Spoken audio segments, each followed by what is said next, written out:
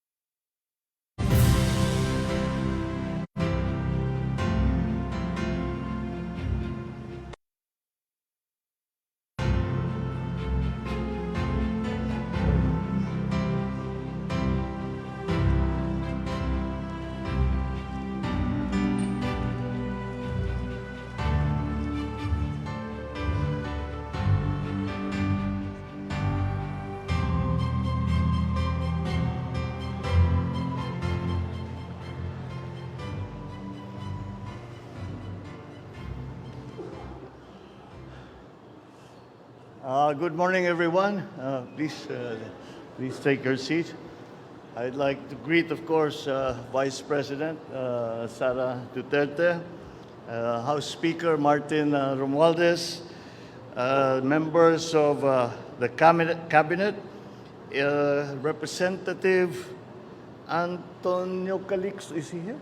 Oh, there. Hindi kita nakita. I'm sorry. The AFP Chief of Staff, Lieutenant Bartolome Vicente Bacaro, and the other major service commanders, Pasay City Mayor Imelda Calixto Rubiano, of course, our First Lady, Luis Araneta Marcos, our newly minted congressman from the 1st District of Ilocos Norte, Sandro Marcos, other distinguished guests, ladies and gentlemen. Today I embark upon what I anticipate to be the first of a series of trips that I will be undertaking to our friends, our partners, our allies around the world. And this is to once again put the Philippines in a position where we have strong alliances and strong partnerships which are necessary for us to come out of the post-pandemic economy. So I leave to undertake my first state visit to our immediate neighbors, Indonesia and Singapore.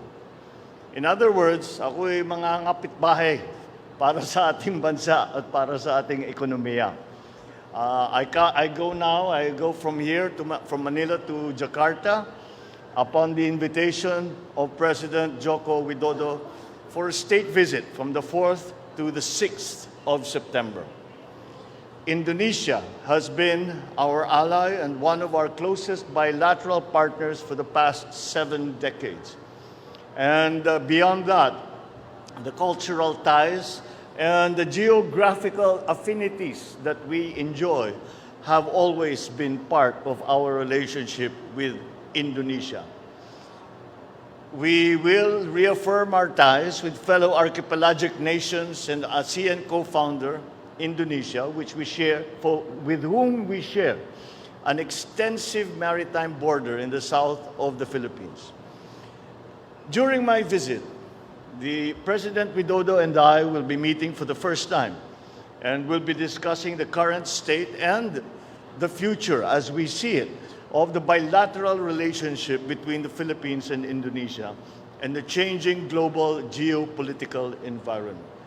We will also witness the signing of several agreements between our two countries, covering important areas of cooperation.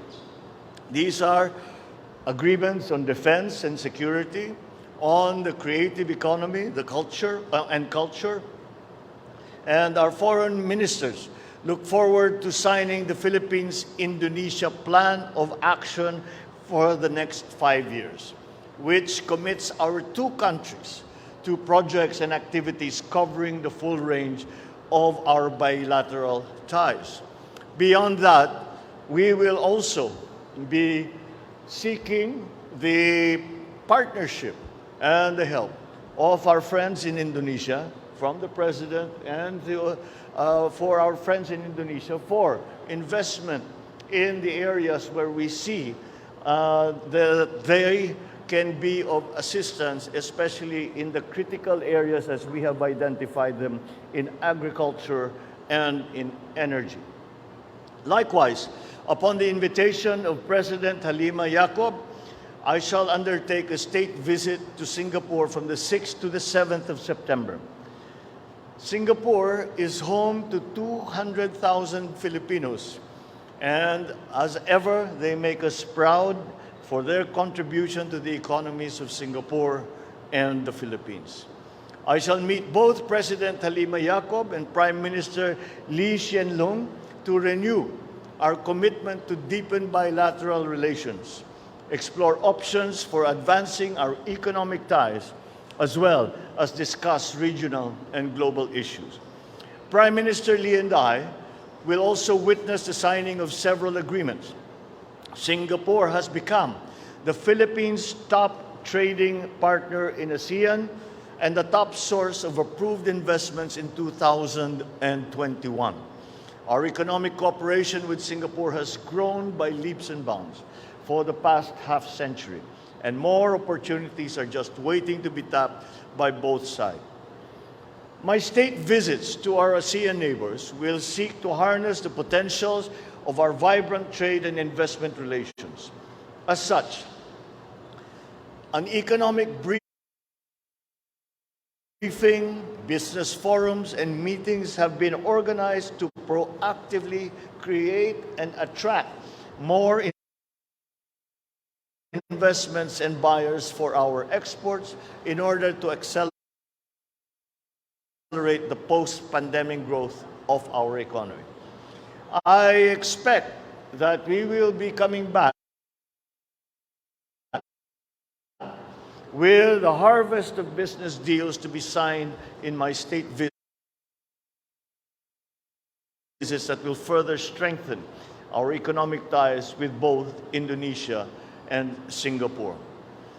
These are all these initiatives that we will undertake on these state visits are very much in line with all of the priority areas that we have identified: the agricultural sector, the guarantee of food supply, the guarantee of prices, food prices that are affordable to ordinary Filipinos, the long-term plans that we have for energy, the long-term plans that we have for our emergence into the new global economy. We have a full set of meetings and much work to accomplish during this trip, but it will not be complete without meeting our kababayans in Indonesia and Singapore. And I look forward to sharing with them our commitment and plans for enhancing the government's efforts to protect the rights and ensure the welfare of our overseas Filipinos. And I convey my appreciation for their support and valuable contributions to our country.